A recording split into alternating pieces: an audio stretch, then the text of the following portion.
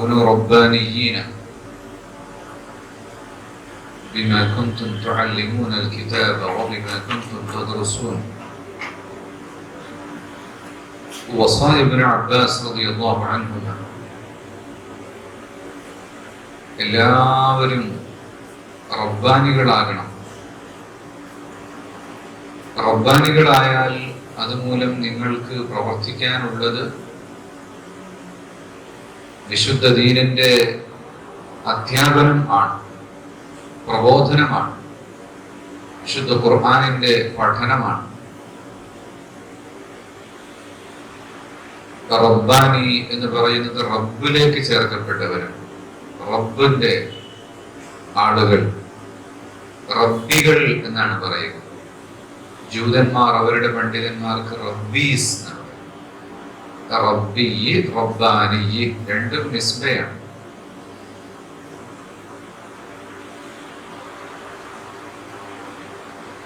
റബ്ബിന്റെ ആളുകൾ എന്ന് പറഞ്ഞാൽ ദീനിന്റെ ദഅവത്തുകൾ നടത്തുന്നവർ എന്നാണ് അർത്ഥം.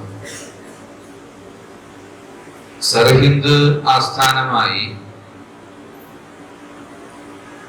നഖ്ശബന്ദിയ പ്രബോധന രീതിയുടെ ഇന്ത്യയിലെ പ്രമുഖ കണ്ണിയായിരുന്ന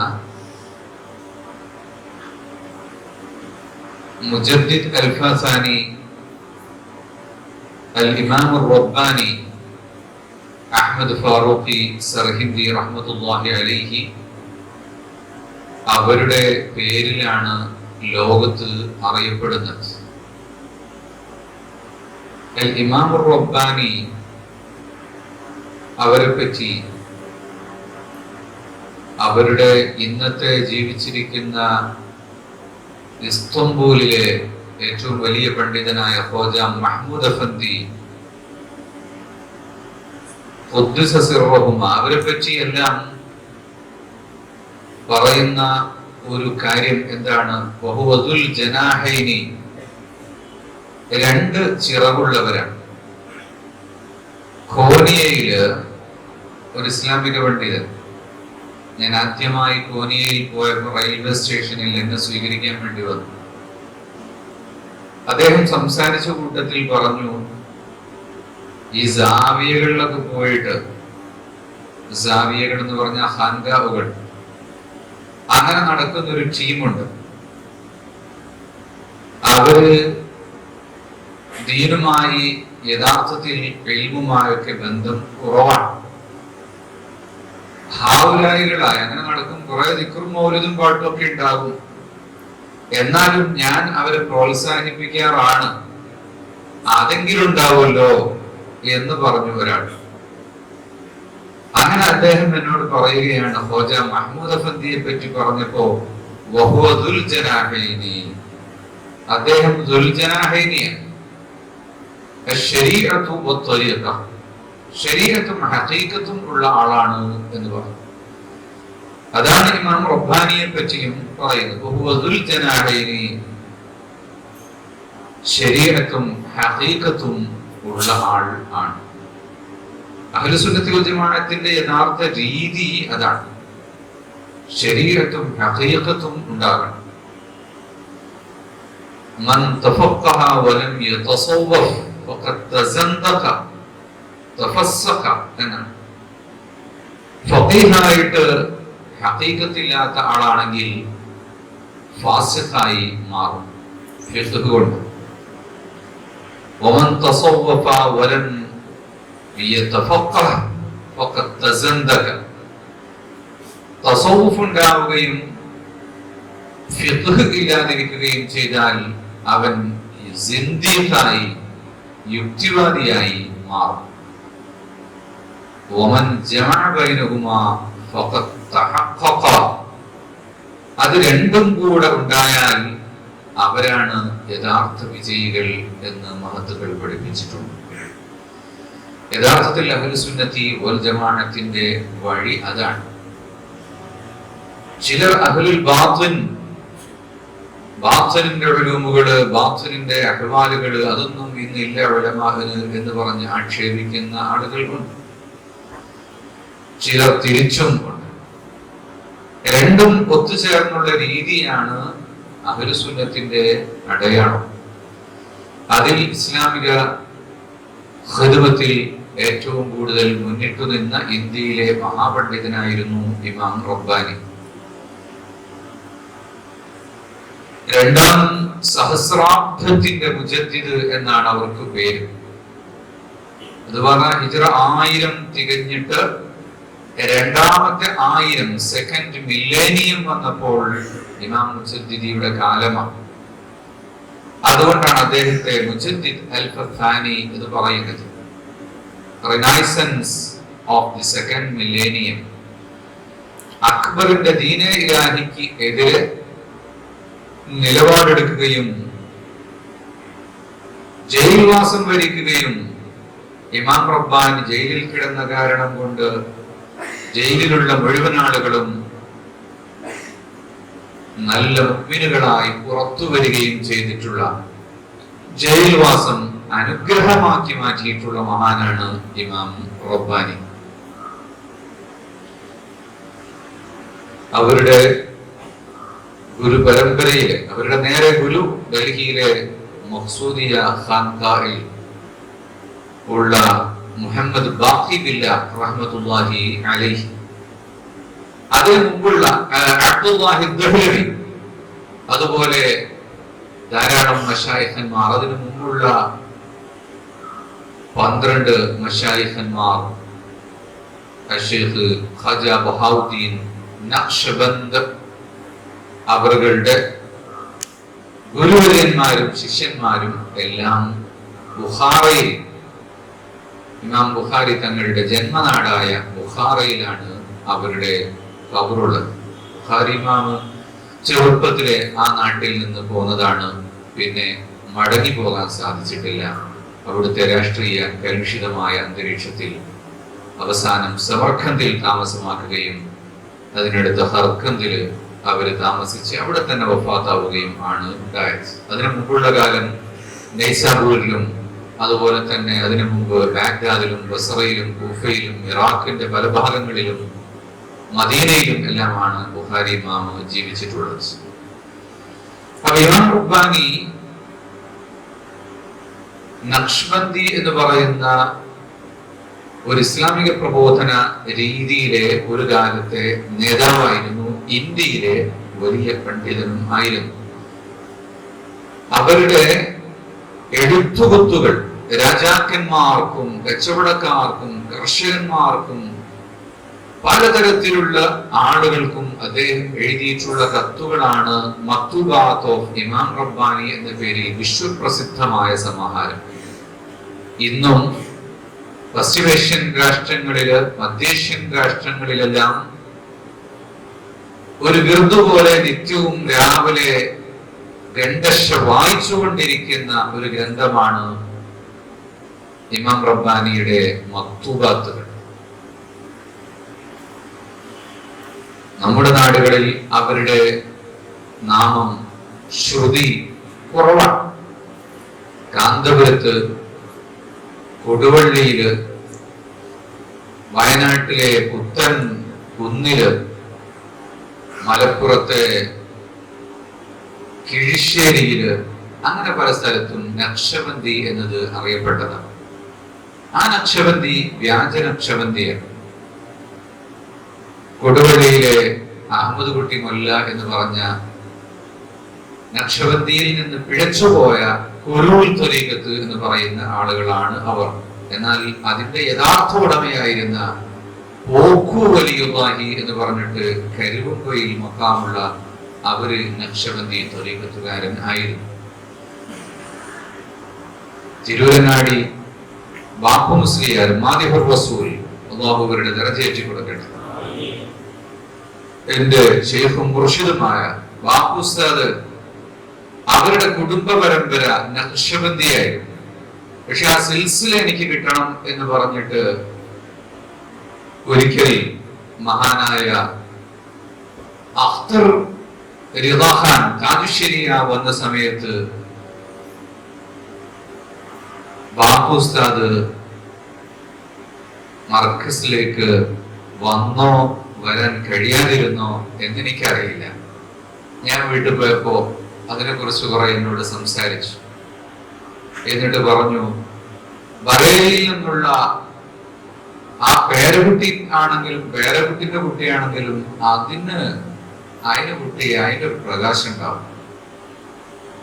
തജല്ലി യഖീൻ എന്ന് പറഞ്ഞ് ബറേലിയിൽ നിന്ന് ഇറങ്ങുന്ന ഒരു മാസിക ഞങ്ങള് നൂറുൽ ഹുദ മദ്രസയിൽ പഠിക്കുന്ന കാലത്ത് അന്ന് ഇവിടെ ഒരു മുല്ലാക്ക ഉണ്ടായിരുന്നു, അവര് വരുത്തുമായിരുന്നു.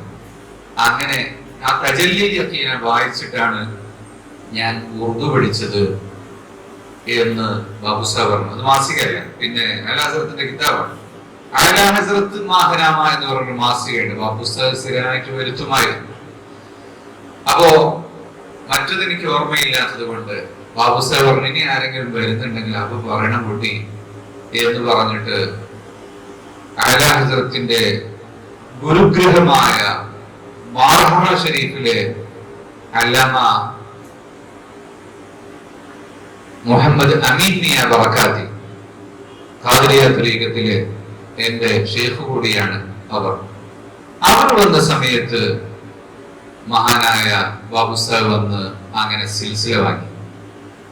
അപ്പോ കാരണം അവരുടെ പിതാമഹന്മാരിൽപ്പെട്ട ഷെയ്ഖ് അബ്ദുറഹ്മാൻ താനൂരി എന്ന് പറഞ്ഞ താനൂർ അബ്ദുറഹ്മാൻ ഷെയ്ഖ്, പള്ളിപ്പുറം അബ്ദുൽ ഖാദിർ യൂസുഫുൽ ഫദ്ഫരി തങ്ങളവരുടെ യൂസുഫുൽ ഫദ്ഫരി ഉസ്താദ് അവരുടെ ഗുരുവാണ് അബ്ദുറഹ്മാൻ താനൂർ അബ്ദുറഹ്മാൻ ഷെയ്ഖ് എന്ന മഹാൻ. യൂസുഫുൽ ഫദ്ഫരി എന്ന് പറഞ്ഞാൽ KM റഹീം സാഹിബിന്റെ ഒക്കെ വലിയ പേര്. അബ്ദുൽ ഖാദിർ ഫദ്ഫരി എന്നിവരുടെ പിതാവാണ്. വാഴക്കാട് ദാറുൽ ഉലൂമിന്റെ പ്രിൻസിപ്പൽ ആയിരുന്ന അബ്ദുൽ ഖാദിർ ഫദ്ഫരി ജവാഹിറുൽ ബിഹാറിന്റെ ഒക്കെ മുസന്നിഫ്. അപ്പോ ആ അബ്ദുൽ റസാഖ് ഖാൻ ഫാദിൽ ബറേൽവി അവർ മർക്കസിൽ 3 പ്രാവശ്യം അല്ലെങ്കിൽ 2 പ്രാവശ്യം എന്തായാലും വന്നിട്ടുണ്ട്. മുഹമ്മദ് അമീൻ മിയ ബറക്കാത്തി അവർ മർക്കസിൽ വന്ന് വളരെ വിശാലമായ ഒരു ദിവസം കൊണ്ട് മർക്കസ് മുഴുവനും ചുറ്റി നടന്ന് അത് ആവാസ അഹ്ലുസ് സുന്നത്ത് എന്ന് പറയുന്ന ബറേലിയിൽ നിന്നൊരു വർഷത്തിൽ ഇറങ്ങുന്ന ആ വലിയ പുസ്തകത്തിൽ അത് രേഖപ്പെടുത്തിയിട്ടുണ്ട്. അന്ന് അതിൽ അമീൻ മിയ ബറക്കാത്തി അവർ എഴുതിയിട്ടുള്ളത്, ഹം കഹീ ഭി ജാതേ ഹൈ तो लोग हमें आराम करने देते हैं, पाँव दबाते हैं, पान पिलाते हैं. എവിടെയെങ്കിലും ചെന്നാൽ പാൻ ഇങ്ങനെ ഒന്നിനു പിറകെ ഒന്നായി തിന്നാനും കാലമർത്താനും ആളുകൾ ഉണ്ടാകും. കേരളത്തിൽ പോയിട്ട് ഷാഹുൽ ഹമീദ് കहीं बैठने नहीं दिया, हमें पूरा दौड़ाया. കേരളത്തിൽ ചെന്നിട്ട് ഷാഹുൽ ഹമീദ് എവിടെയും ഇരിക്കാൻ അനുവദിച്ചില്ല, ഓടിക്കൊണ്ടേ ഇരുന്നു എന്ന്. അത് സന്തോഷത്തോടു കൂടിയാണ് അമീൻ മിയ രേഖപ്പെടുത്തുന്നത്. മർക്കസിൽ നോർത്ത് ഇന്ത്യയിൽ നിന്നുള്ള ആളുകൾ വന്നാല് ക്യാൻറ്റീനും അടുക്കളയും ഉൾപ്പെടെയുള്ള എല്ലാ സ്ഥലങ്ങളും കൊണ്ടുപോയി കാണിച്ചു കൊടുക്കും. കാരണം ഒരു സമൂഹത്തിന്റെ കൾച്ചറിൽ ഒരു ചേഞ്ച് വരുത്തണമെങ്കിൽ ഒരു ദിവസം കൊണ്ട് അത് സാധ്യമല്ല. 2, 3, 4 തവണ നിരന്തരമായി കണ്ടുകൊണ്ടിരിക്കുമ്പോഴേ ജയിച്ചു വരികയുള്ളൂ.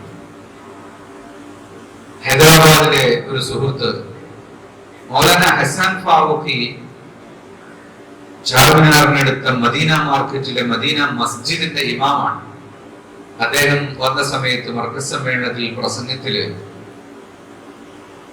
ഉറുദുവിൽ പറഞ്ഞാലും മതി എന്ന് പറഞ്ഞപ്പോ അദ്ദേഹം അറബി പറഞ്ഞിട്ട് കേരളക്കാർ നാണിച്ചുപോയി. അത്രയും ഫസീഹായ അറബിയിൽ കേരളീയർക്ക് അറബി പറയാൻ പറ്റും എന്ന് തോന്നുന്നില്ല.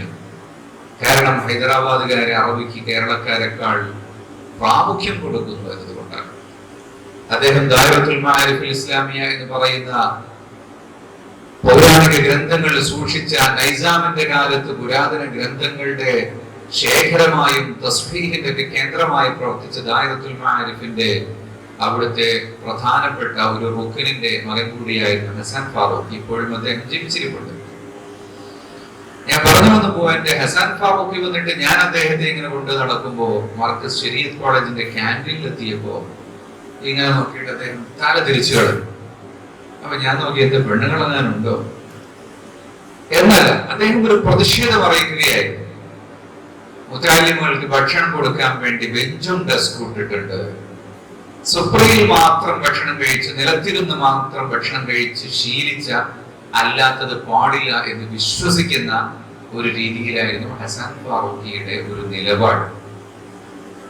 എങ്കിലും അദ്ദേഹം ഇവിടെ വീണ്ടും നിന്ന് ബന്ധം വളരെ ഊഷ്മളമായ ബന്ധമാണ്. അദ്ദേഹം ഇപ്പോഴും നമ്മുടെ ഹൈദരാബാദിലെ ഖഡിയൻ, അദ്ദേഹം ഹൈദരാബാദിൽ മദീന മിഷൻ ഇസ്ലാമിക് സ്കൂൾ എന്ന പേരിൽ ഒരു സ്കൂള് തുടങ്ങി, ഇപ്പോൾ 4 സ്കൂള് വന്നു.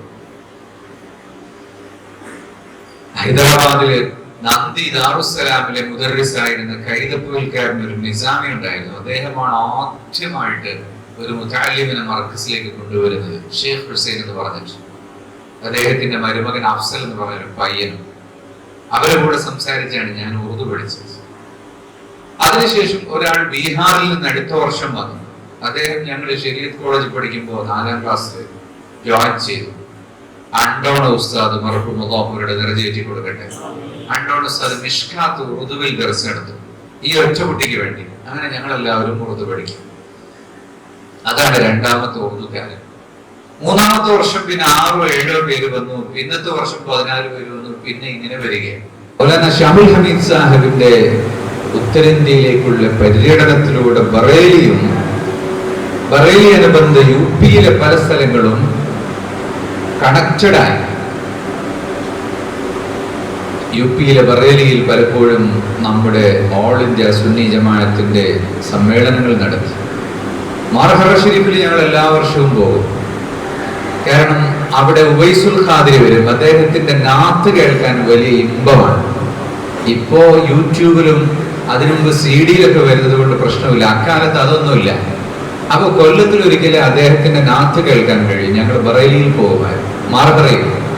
മാർഹറയില് അവിടെ ഒരു ബാനർ കെട്ടി മർക്കസിന്റെ ബ്രോഷറുകൾ നിരത്തി വെക്കും, വിദ്യാഭ്യാസ ബോർഡിന്റെ പുസ്തകങ്ങൾ വെക്കും. അങ്ങനെ വരുന്ന ആളുകളൊക്കെ കൊടുത്ത് ഒരു ചെറിയ മീറ്റിംഗ് അവിടെ നടത്തും, എഡ്യൂക്കേഷൻ ബോർഡിന്റെ. അങ്ങനെ ഓരോ വർഷവും അങ്ങനെ നോക്കിയിട്ട് ഡൽഹിയിൽ ഒരു കേന്ദ്രം സ്ഥാപിക്കാൻ വേണ്ടി ഏറെക്കാലം പണിപ്പെട്ടു മൗലാന ഷാഹുൽ ഹമീദ്. അദ്ദേഹത്തിന്റെ ചരിത്രമൊക്കെ നിങ്ങൾ വായിച്ചിട്ടുണ്ടാകും. ഹദായികെ ബഖ്ശീഷ് എന്ന് പറയുന്ന ആലാ ഹസ്രത്തിന്റെ ഉറുദു പദ്യസമാഹാരങ്ങൾ അദ്ദേഹം മലയാളത്തിലേക്ക് വിവർത്തനം ചെയ്തിട്ടുണ്ട്. കാവ്യമഞ്ചേരി,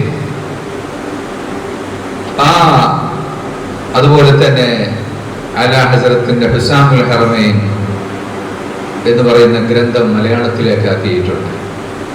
ബാഖിയാത്ത് സാലിഹാത്തിന്റെ സുലൂക്ക് വിവരിക്കുന്ന മസ്ലക്കെ ബാഖിയാത്ത് എന്ന് പറയുന്ന ഗ്രന്ഥം, അത് ബാനി ഹസ്രത്തിന്റെ സുന്നത്ത് ജമാഅത്ത് ഒഴിവാക്കുന്ന ഒരു പുസ്തകം അദ്ദേഹം രചിച്ചിട്ടുണ്ട്.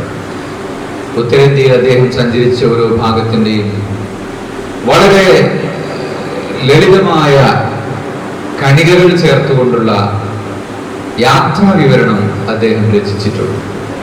മൗലാന ഷാഹുൽ ഹമീദ് ബാക്കവി ഞാൻ ആദ്യമായി കാണുമ്പോൾ ഒരു സ്യൂട്ടും ഒരു രോമത്തിന്റെ തൊപ്പിയും ഇട്ട് സുന്ദരനായ ഒരു ചെറുപ്പക്കാരനായി.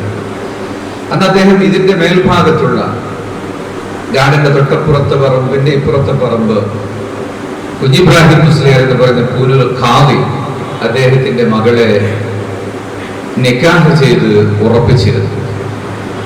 എന്റെ വീട്ടില് കാന്തപുരത്ത് ഞങ്ങളുടെ പഴയ ഓടിട്ട വീടിന്റെ മുന്നിലെ മാവിന്റെ ചുവട്ടില് കസേരയിൽ ഇരുന്നതൊക്കെ എനിക്ക് ഓർമ്മയുണ്ട്. അങ്ങനെ പിന്നെ നിരന്തരമായി വരും. അദ്ദേഹം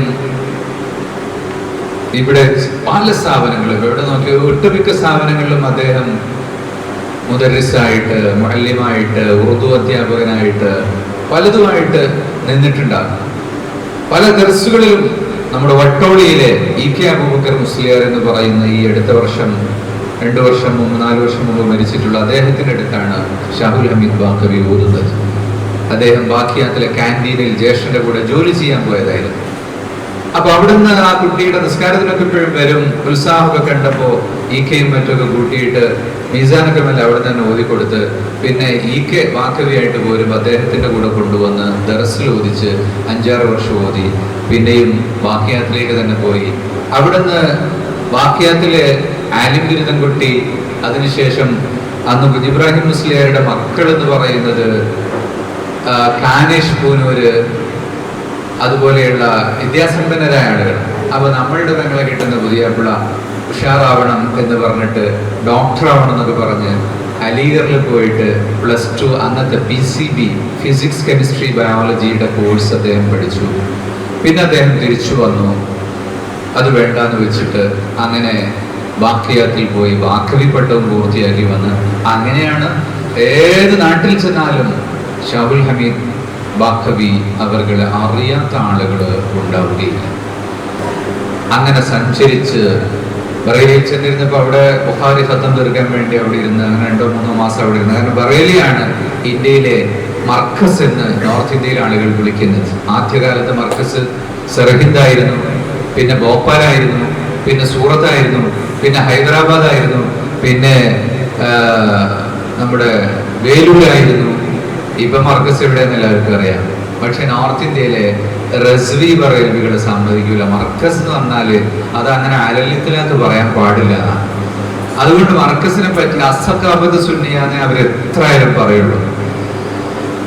നമ്മൾ വീണ്ടും മർക്കസ് എന്ന് പറഞ്ഞാലും അസഖാബത്ത് സുന്നിയല്ലേ എന്ന് ചോദിക്കും. അത് അവരുടെ ഒരു വാശിയാണ് എന്നൊന്നും പറയുന്നതിൽ അർത്ഥമില്ല. അതവരിൽ ഒരു തൊബിയത്തായിരിക്കാം. അപ്പൊ അവരുടെ ആ മർക്കസ് എന്ന് പറയുന്ന അതാണ് മർക്കസ്. മർക്കസിന് വിരുദ്ധമായ ഒരു തത്വകൾ വരാൻ പാടില്ല എന്ന് പറയുന്ന ആ മർക്കസിൽ ഇരുന്ന് അവിടുത്തെ മുഴുവൻ ഈ ആളുകളെയും കയ്യിലെടുത്ത് ഓരോരുത്തരെയായി അടർത്തിക്കൊണ്ടുവന്ന് ഇങ്ങോട്ട് കൊണ്ടുവന്നു, ഇവിടെ നിന്ന് അങ്ങോട്ട് കൊണ്ടുപോയി. അങ്ങനെയാണ് നമ്മുടെ ഈ പാലം ഉണ്ടാകുന്നത്. ആദ്യം ഓൾ ഇന്ത്യ ജമിയത്തുൽ ഉലമ ഉണ്ടാക്കുന്നത് ബാംഗ്ലൂരിൽ വെച്ചാണ്. സേട്ട് മസ്ജിദിന്റെ ഇമാമായിരുന്ന ഹാഫിദ് ജുനൈദ് അവർകൾ പ്രസിഡന്റും മൗലാന ഷംസുൽ ഹക്ക് അവർകൾ വൈസ് പ്രസിഡന്റ്, രണ്ടുപേരും മരിച്ചു. അവർക്ക് പുറത്തു കൊടുക്കട്ടെ. ഇവരൊന്നും ബറേൽവികളല്ല, ഇവരൊക്കെ സൗത്ത് ഇന്ത്യൻ ആലിമീങ്ങളാണ്. അന്ന് നമ്മൾ ഓൾ ഇന്ത്യ ജമിയത്തുൽ ഉണ്ടാക്കുന്നത് ബാംഗ്ലൂരിൽ വെച്ചാണ്. ഓൾ ഇന്ത്യ ആണെങ്കിലും ബാംഗ്ലൂരിലും തമിഴ്നാട്ടിലും കേരളത്തിലുള്ള ആലിമീങ്ങൾ മാത്രമാണ് അന്നുണ്ടായിരുന്നത്. കാരണം സൗത്ത് ഇന്ത്യൻ ഈ ആലിമീങ്ങൾക്ക് നോർത്ത് ഇന്ത്യൻ ആലിമീങ്ങളുമായി യോജിക്കാത്ത ഒരു രീതിയുണ്ട്. അതുകൊണ്ടാണ് ഇപ്പോഴും ഡോക്ടർ റാഹി ഫിദായി ഖിദ്മാത്തെ മുഹദ്ദിസിനെ ജനൂബെ ഹിന്ദ് എന്ന പുതിയ പുസ്തകം എഴുതിയിട്ടുണ്ട്. അദ്ദേഹം ലാസ്റ്റ് 1 മാസം മുമ്പ് വിറാസിൽ വന്നിരുന്നു. ഇപ്പോഴും അദ്ദേഹത്തിന്റെ റിസർച്ച് അതാണ്. നോർത്ത് ഇന്ത്യയേക്കാൾ പ്രാമാണികത സൗത്ത് ഇന്ത്യക്കുണ്ട്. ഹദീസ് ആദ്യമായി വന്നത് നോർത്ത് ഇന്ത്യയിലല്ല, സൗത്ത് ഇന്ത്യയിൽ തന്നെയാണ് സ്ഥാപിക്കലാണ് അദ്ദേഹത്തിന്റെ റിസർച്ച് നടന്നുകൊണ്ടിരിക്കുന്നത്. ഇത് കർണാടകയിലും തമിഴ്നാട്ടിലൊക്കെ ഉറുദു മേഖലയിൽ വർക്ക് ചെയ്യുന്ന ആളുകൾക്ക് ബോധ്യപ്പെടും.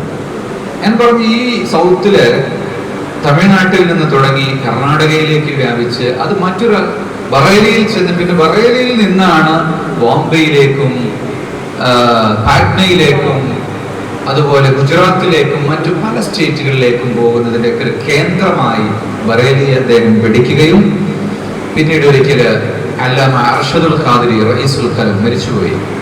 ഇന്ത്യയിൽ ഇതുപോലെ തന്നെ ഒരുപാട് സ്ഥലങ്ങളിൽ സ്ഥാപനം ഉണ്ടാക്കിയിട്ടുള്ള ആളാണ്. നെഹ്റുവിന്റെ കാലത്ത് നെഹ്റു അലഹബാദിലെ കുൽപൂരിൽ മത്സരിക്കുന്ന സമയത്ത് ഇലക്ഷന്റെ ഇൻചാർജ് ആയിരുന്ന മൗലാന ഹാമിദ് ഫാറൂഖി അവരുടെ നേതൃത്വത്തിലുണ്ടായ ഓൾ ഇന്ത്യ മുസ്ലിം മുത്തഹിദ് മഹാസ് എന്ന് പറഞ്ഞ മുസ്ലിം രാഷ്ട്രീയ ഒരു മഞ്ചിന്റെ അതിന്റെ മീഡിയ സെക്രട്ടറി ആയിരുന്നു അല്ലാമ അർഷദുൽ ഖാദിരി. പിന്നീട് അദ്ദേഹം റഈസുൽ ഖലം എന്ന പേരിൽ സൽസല എന്നൊക്കെ പറഞ്ഞ തബ്ലീഗുകാർക്ക് വലിയ പുസ്തകം എഴുതിയിട്ടുള്ള ആളാണ് അർഷദുൽ ഖാദിരി. മാഞ്ചസ്റ്ററിലെ വേൾഡ് ഇസ്ലാമിക് മിഷൻ എന്ന് പറയുന്ന ഇന്ന് ഖമർ സമാൻ ആസമിന് നേതൃത്വം കൊടുക്കുന്ന ആ സ്ഥാപനം ഉണ്ടാക്കിയിട്ടുള്ളത് അർഷദുൽ ഖാദിരിയാണ്. ആസാമിലെ ഗോഹട്ടിയിൽ ഹോജായി എന്ന് പറഞ്ഞ സ്ഥലത്ത് അജ്മലിന്റെ തബ്ലീഗ് സ്ഥാപനങ്ങൾ നടത്തുമ്പോൾ അവിടെ ഒരു സുന്നി സ്ഥാപനം ഉണ്ടാക്കിയത് അല്ലാമ അർഷദുൽ ഖാദിരിയാണ്.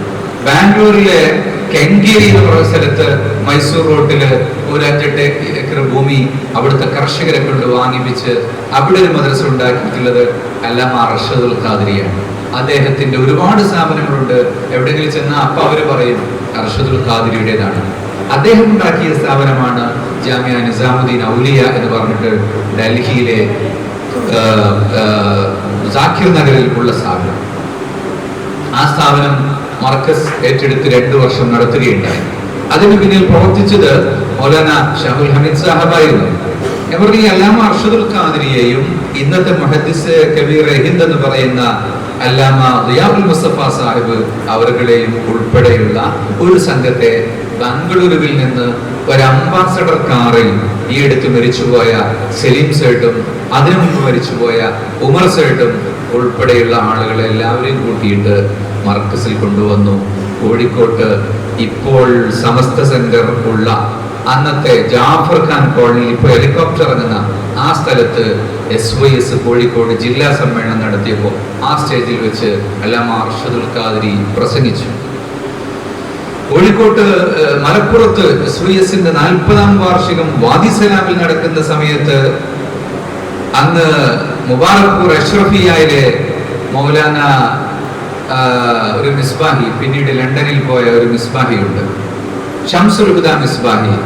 അതുപോലെ ഗുജറാത്തിലെ പോർബന്ദറിലെ അല്ലാമ അബ്ദുൽ സത്താർ ഹബീബ് ഹംദാനി, റീച്ചയിലെ ജാമിയ ഖാദിരിയയുടെ ഖതീബ് ഹിന്ദ് എന്നറിയപ്പെടുന്ന മൗലാന സദീർ അഹമ്മദ് ജോഗംപൂരി, അതുപോലെ വലിയ എഴുത്തുകാരനായ അബ്ദുൽ മുബീൻ നുഅ്മാനി, ഇങ്ങനെ പിടിച്ച് മുഹമ്മദ് അഹമ്മദ് മിസ്ബാഹി, വലിയ നമ്മുടെ അഷ്റഫുൽ ജാമിയ അഷ്റഫിലെ പ്രമുഖ മുദരിസായ, അങ്ങനെയുള്ള വലിയൊരു സംഘത്തെ അന്ന് മലപ്പുറത്ത് കൊണ്ടുവന്നു. എനിക്ക് ഇവരുടെയൊക്കെ പേര് കൃത്യമായി അറിയാൻ കാരണം അന്ന് അവർക്കൊക്കെ ചോറ് ഉടമ്പി കൊടുക്കുന്ന ജോലി നമുക്കായിരുന്നു. മലപ്പുറം പാലസ് ഹോട്ടലിൽ താമസിക്കും. ഓർക്കിഡിന്റെ മുന്നിലുള്ള വയലില് നമ്മുടെ സമ്മേളനമാണ്. അങ്ങനെ ഓരോ ഭാഗത്തു നിന്നുള്ള ആളുകളെ ഓരോ വരകൾ കൊണ്ടുവരുമ്പോൾ ഒരു സമ്മേളനം കാണും. അവരുടെ കൂടെ നടന്ന് ഓരോന്നും ബോധ്യപ്പെടുത്തി എവിടെയും തന്നെ സമ്മേളനത്തിന് വരുമ്പോൾ സമ്മേളനത്തിന്റെ പന്തലും പിണ്ടാരും അതിന്റെ കിച്ചണും ഉള്ളി മുറിക്കുന്നതും അരി കഴുകുന്നതും എല്ലാം കാണിച്ചു കൊടുക്കും. കാരണം എങ്ങനെയാണ് കേരളീയർ പ്രോഗ്രാം നടത്തുന്നത് എന്നവരുടെ മനസ്സിലേക്ക് കയറ്റുകയാണ് മൗലാന ഷാഹുൽ ഹമീദ് സാഹിബ് ചെയ്തിരുന്നത്. അങ്ങനെ അദ്ദേഹം ഡൽഹിയില് ബായിസ് ഗല്ലി എന്ന് പറയുന്ന 22ാം ഗല്ലിയില് അന്ന് നമ്മളൊരു ഫ്ലാറ്റ് വാങ്ങുകയും അവിടെ ഇസ്ലാമിക് എഡ്യൂക്കേഷൻ ബോർഡിന്റെ ഓഫീസ് ആരംഭിക്കുകയും ചെയ്തു. അദ്ദേഹത്തിന്റെ കൈ പൊട്ടിയിട്ടും അദ്ദേഹത്തിന് അങ്ങോട്ട് പോകുമ്പോൾ ഭാര്യയെ കൂട്ടി പോയെങ്കിലും അവിടെ നിന്നില്ല. പിന്നീട് അദ്ദേഹത്തിന് കൂടെ ആളില്ലാതെയും ഖിദ്മത്ത് ചെയ്യാൻ ആളില്ലാതെയും വളരെ പ്രയാസം വന്നപ്പോൾ അദ്ദേഹം ബോംബെയിലെ മഹാരാഷ്ട്രയിലെ ഗോണ്ടിവാല എന്ന് പറഞ്ഞ സ്ഥലത്ത് മുഫ്തി ഇബ്രാഹിം മഖ്ബൂലിയുടെ അദ്ദേഹത്തിന്റെ സ്ഥാപനത്തിൽ നിന്ന് ഹാഫിളത്തായ ഒരു പെണ്ണിനെ കല്യാണം കഴിക്കുകയും അവർ ഇദ്ദേഹത്തിന്റെ ഡൽഹിയിലും മറ്റുമൊക്കെയുള്ള പ്രവർത്തനങ്ങൾക്ക് അവർക്ക് ഖിദ്മത്ത് ചെയ്യുകയും പിന്നെ അവരെല്ലാം ചേർന്നുകൊണ്ട് ആഫ്രിക്കൻ രാജ്യങ്ങളിൽ ആദ്യമായി മലാവിയിലേക്കാണ് പോയത്. മലാവിയിലെ അസോസിയേഷൻ ഓഫ് സുന്നി മദ്രസാസ് എന്ന് പറഞ്ഞിട്ടുള്ള അസ്യൂം, അതിന്റെ കീഴിൽ 500-600 മദ്രസകളുണ്ട്. കോഴിക്കോട്ട് നിന്നാണ് അതിനു വേണ്ടി പുസ്തകങ്ങൾ അച്ചടിച്ചുകൊണ്ട് ഞങ്ങൾ അയച്ചു കൊടുത്തത്. ഷൗക്കത്ത് മലീദ അവിടുന്ന് ആ മലാവി, ടാൻസാനിയ, സിംബാബ്വെ, അതിനുശേഷം അവസാനം സൗത്ത് ആഫ്രിക്കയിലെ പ്രിട്ടോറിയയിലും എല്ലാം അദ്ദേഹം സേവനം ചെയ്ത് വീണ്ടും തിരിച്ചു വന്ന് വിദ്യാഭ്യാസ ബോർഡിന്റെ ഉത്തരവാദിത്വങ്ങൾ ഏറ്റെടുത്ത് കോഴിക്കോട്ട് തന്നെ അഖിലേന്ത്യാ ബോർഡിന്റെ ഡയറക്ടറേറ്റ് ഉണ്ടാക്കി. ബാംഗ്ലൂരിൽ അതിന്റെ സോണൽ ഓഫീസ് കൊണ്ടുവന്ന് അങ്ങനെ വീണ്ടും അതിനെ വളർത്തുകയും പരിഷ്കരിക്കുകയും എല്ലാം ചെയ്ത് അദ്ദേഹത്തെ ഒരു സ്ഥലത്ത് ഇരുന്നാൽ ചില ആളുകളുണ്ട് ഇങ്ങനെ പറഞ്ഞുകൊണ്ടേയിരിക്കും. ഞാൻ ഒരു തൽക്കാലം നിർത്തി ആയിരത്തോളം ചെയ്തിട്ട് ബാക്കി അടുത്തിലേക്ക് കടക്കാം. അബുദാബിയിലെ മുനീർ, മലബാരി, ആശയങ്ങളിലെ ആളുകൾക്ക് അടങ്ങിയിരിക്കാൻ കഴിയുന്നതാണ്. അപ്പം ഷാഹുൽ ഹമീദ് സാഹിബ് അറബിയിൽ മാസിക വേണം, അതില്ലെങ്കിൽ നമ്മൾ അങ്ങനെ ആയി പോകും. ഇംഗ്ലീഷിൽ മാസിക വേണം, അതില്ലെങ്കിൽ നമുക്ക് എവിടെ എത്താൻ കഴിയില്ല. അങ്ങനെ പറഞ്ഞുകൊണ്ടേയിരിക്കും. ഇരുന്ന ഇരുത്തത്തിൽ തന്നെ പദ്ധതികൾ ആവിഷ്കരിക്കുകയും പറഞ്ഞതെല്ലാം എഴുതി ചാർട്ടാക്കി അതൊരു ബുക്കാക്കി മാറ്റുകയും ചെയ്യും. അപ്പൊ ഒരു കാര്യവും പറഞ്ഞതിനെയും തീരുമാനിച്ചതിനെയും അദ്ദേഹത്തോട് നിഷേധിക്കാൻ കഴിയില്ല. അപ്പോഴേക്ക് കിതാബ് എടുത്ത് മറയ്ക്കും. കാരണം റിപ്പോർട്ടാക്കി അതിന്റെ മിനിറ്റ്സ് എന്ന് പറഞ്ഞാൽ മിനിറ്റ്സ് തന്നെ, മിനിറ്റ് പിഴക്കാതെ ഓരോ കാര്യവും അദ്ദേഹം പകർത്തി എഴുതി. ഡൽഹിയിൽ ഒരു ക്വാളിസ് വണ്ടി വാങ്ങിച്ചതിന് ശേഷം പിന്നെ ആ വണ്ടിയുമായിട്ടാണ് ഓടുക ദൂര ദിക്കുകളിലേക്ക്.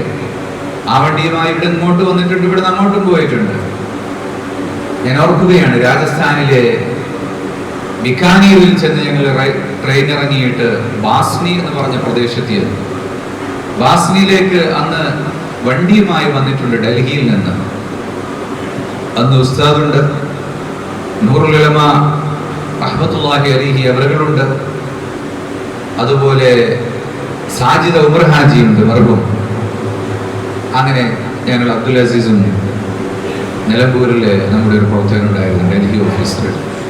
ഇവരെല്ലാം ചേർന്ന് അവിടുന്ന് തുടങ്ങി അതൊരു യാത്രയാണ്. പിന്നെ ഇങ്ങനെ ഓരോ സ്ഥലത്തും കയറുന്നു, ഇറങ്ങുന്നു. മഥുരയിൽ, ജയ്പൂരിൽ, അലിഗറിൽ, അങ്ങനെ ഓരോ സ്ഥലങ്ങളിൽ കറങ്ങിയിട്ട് അവസാനം ഡൽഹിയിൽ വന്നിട്ട് ഡൽഹിയിൽ കോൺഗ്രസിന്റെ പ്രദേശ് കോൺഗ്രസിന്റെ ഒരു പ്രവർത്തകയായ കേരളക്കാരി കോമൾ നായർ എന്ന് പറയുന്ന ഒരു നായർ വനിത ഞങ്ങളെ കാറിൽ കയറ്റിയിട്ട് കൊണ്ടുപോയി നരേല എന്ന് പറയുന്ന ഒരു സ്ഥലത്ത് പള്ളിയിൽ അവിടെ ഒരു പള്ളി ഉണ്ടാക്കി കൊടുക്കണം എന്ന് പറഞ്ഞ് മേസ്ലൊക്കെ ഒന്ന് കൂടെ ഉണ്ട്. അതാണ് ഡൽഹിയുടെ ചുറ്റിൽ ഞങ്ങൾ ആദ്യമായി ഉണ്ടാക്കിയിട്ടുള്ള ഒരു മസ്ജിദ്. അലിഗറിൽ 2 വർഷക്കാലം മാത്രം ഷാമുൽ അനീസ് 2 വർഷം പൂർത്തിയാക്കിയോന്ന് എനിക്കറിയില്ല. ആ പഠിക്കുന്നതിനിടയിലാണ് അവിടെ സഹ്റാബാദ് എന്ന് പറയുന്ന സ്ഥലത്ത് ഒരു മദ്രസ ആരംഭിച്ചത്. അത് പിന്നീട് ഒരു വലിയ സ്ഥാപനമായി മാറി. ഞങ്ങളുടെ ഈ യാത്രയില് സഹ്റാബാദിൽ ഒരു പരിപാടി ഉണ്ടായിരുന്നു. അന്ന് സാജിദ ഉമർ ഹാജി, അല്ലാഹു ഖബൂൽ ചെയ്യട്ടെ, അദ്ദേഹത്തിന്റെ വകയായി ഒരു റൂമിന് സംഭാവന ചെയ്തു. ബാസ്നിയില്, ബോംബെയിലെ മുഴുവൻ പാലും വിൽക്കുന്നത് ബാസ്നിക്കാരാണ്. നാഗൂരി മിൽക്ക് എന്ന് പറയുന്ന വലിയ പണക്കാരാണ്. അവിടുത്തെ ആ ഫൈസാനി അഷറഫ് എന്ന് പറയുന്ന സ്ഥാപനത്തിന് കീഴിൽ ഒരു വനിതാ സ്ഥാപനം ഉണ്ടാക്കാൻ വേണ്ടി ഉസ്താദ് അവർകൾ അവിടെ വെച്ച് പ്രസംഗിച്ചു, സംഭാവന ചോദിച്ചു. കേരളക്കാരൻ മാതിരി അങ്ങനെ സംഭാവന കൊടുക്കുന്ന ഒരൊറ്റ കുട്ടിക്കും അറിയില്ല. ഉറുദുകാർക്ക് സംഭാവനക്ക് ഒരു രീതിയുണ്ട്, റമദാൻ മാസത്തിൽ മാത്രമേ കൊടുക്കൂ. കഴിഞ്ഞ കൊല്ലത്തെ റെസീറ്റ് ആയിട്ട് നമ്മൾ ഇങ്ങനെ പോകണം. കഴിഞ്ഞ വർഷത്തെ റെസീറ്റിൽ 300 റുപ്യ എഴുതിയിട്ടുണ്ടോ, ഈ വർഷം പുതിയ റെസീറ്റ് എഴുതിയിട്ട് നമ്മൾ ചെന്നാൽ മതി. കഴിഞ്ഞ വർഷത്തെ കാണിച്ചു കൊടുക്കുക, പുതിയ കാണിച്ചു കൊടുക്കുക. അപ്പൊ 300 കൊണ്ട് കിട്ടും. അത് ഖിയാമത്ത് നാൾ വരെ അത്രേ കിട്ടുള്ളൂ, അതിൽ കൂടുതലോ കുറയില്ല. അപ്പോ സദസ്സെന്ന് വിരിക്കുന്നത് അവർക്കറിയില്ല. ഉസ്താദ് കുറെ പറഞ്ഞു നോക്കി. അപ്പൊ സാജിദ ഉമർ ഹാജി പറഞ്ഞു, മേരെ തറഫ് സേ 2 കമറ. അങ്ങനെ അദ്ദേഹം 20,000 റുപ്യന്റെ 2 കമറ കൊടുത്തു. അപ്പൊ പിന്നെ 24 റൂമും അവിടെ വെച്ച് അപ്പൊ പൂർത്തിയായി. ബാസ്നിയിലെ നിങ്ങൾക്ക് പോയാൽ അറിയാം, ഫൈസാനെ അഷ്റഫ് എന്ന് പറയുന്ന സ്ഥാപനം.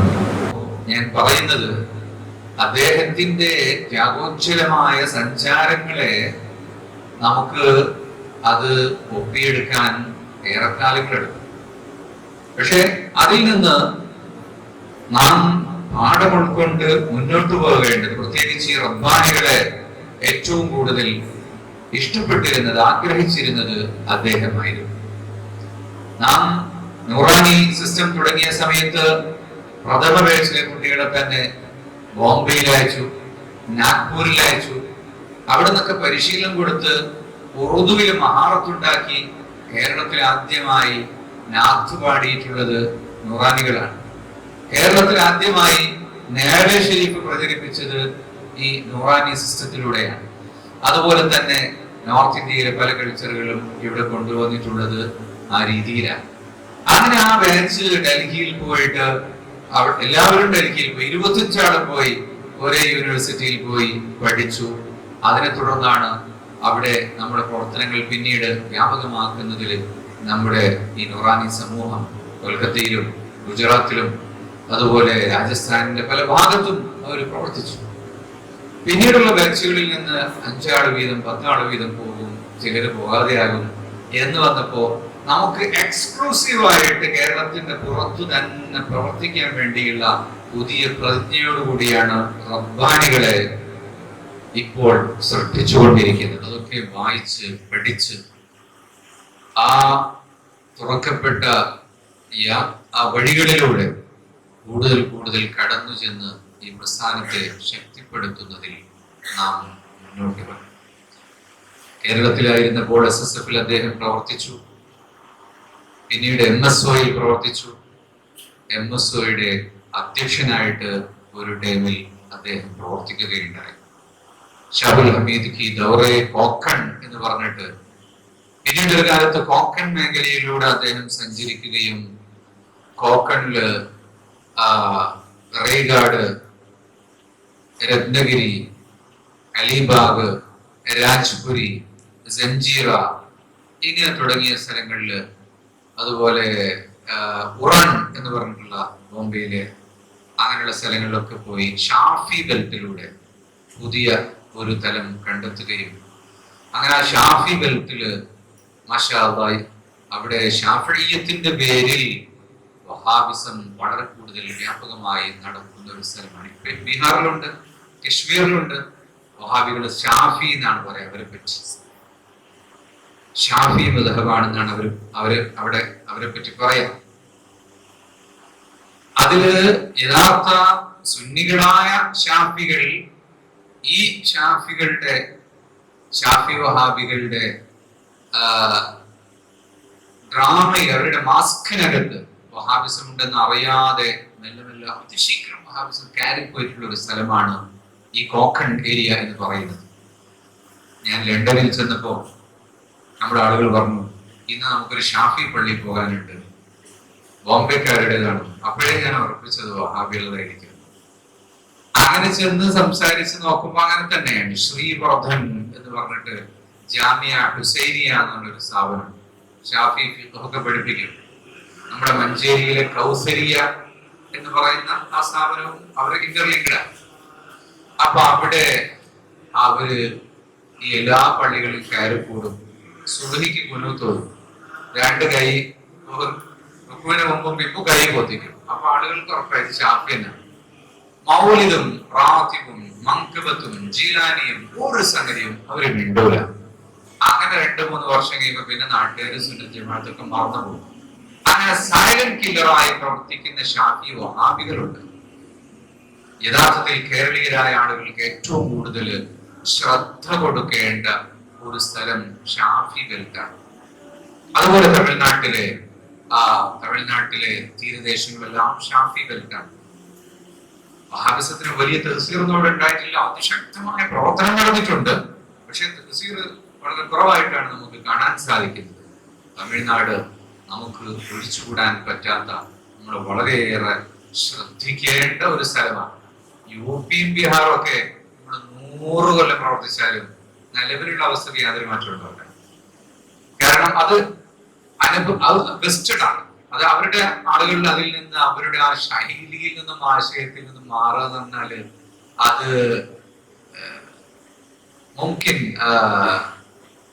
ആദിയായ മഹാലാണ്, അങ്ങനത്തെ കാര്യമാണ്. അതേ സമയത്ത് ഈ കോക്കൺ ഏരിയയിലും തമിഴ്നാട്ടിലൊക്കെ നമ്മൾ പ്രവർത്തിച്ചാൽ വളരെ വലിയ ചേഞ്ചസ് ഈസി ആയിട്ട് നമുക്ക് ഉണ്ടാക്കാൻ കഴിയും. അപ്പം അങ്ങനത്തെ എല്ലാ ഭാഗങ്ങളിലും നിറഞ്ഞു നിന്ന് പ്രവർത്തിച്ച് കൂടുതൽ പുതിയ തലങ്ങളും കണ്ടെത്തി പ്രവർത്തിക്കുന്നതിലേക്ക് എല്ലാം നൂറാനികൾക്ക് റബ്ബാനികൾക്ക് വോട്ടും സർട്ടിഫിക്കറ്റും കിട്ടുന്ന ഈ ഒരു സമയവും മഹാനായ ഷാഹുൽ ഹമീദ് അല്ലാഹു അവരുടെ ദർജയേറ്റി കൊടുക്കട്ടെ, പാപങ്ങൾ പുറത്തു കൊടുക്കട്ടെ. ആ കുടുംബത്തിന് അല്ലാഹു ബറകാത്തുകൾ ചെയ്യട്ടെ, കുടുംബത്തിന് അല്ലാഹു ഐശ്വര്യം നൽകട്ടെ. അദ്ദേഹത്തിന്റെ മക്കളെ അദ്ദേഹത്തിന്റെ ബന്ധാവിൽ തന്നെ വലിയ സേവനത്തിന്റെ മേഖലയിലേക്ക് അല്ലാഹു തആല എല്ലാ വഴികളും തുറന്നു കൊടുക്കട്ടെ എന്ന് ദുആ ചെയ്തുകൊണ്ട് ആ ഒരു വഴിയിലൂടെ ആ പാത ഉൾക്കൊണ്ട് ആ സ്ട്രെങ്ത് ഉൾക്കൊണ്ട് അതിനേക്കാൾ എത്രയോ ഫാസ്റ്റ് ആയിട്ട്, കാരണം അന്ന് കാട് വെട്ടി തെളിയിച്ചതാണ്, ഇന്ന് ഹൈവേയിലൂടെയാണ് സഞ്ചാരം, പ്രവർത്തിക്കാൻ കഴിയും. അല്ലാഹു അനുഗ്രഹിക്കട്ടെ, തൗഫീഖ് നൽകട്ടെ എന്ന് പ്രാർത്ഥിച്ചുകൊണ്ട് റബ്ബാനികൾക്ക് എല്ലാ ആശംസകളും നേർന്നുകൊണ്ടും വാക്കുകൾ ചുരുക്കും.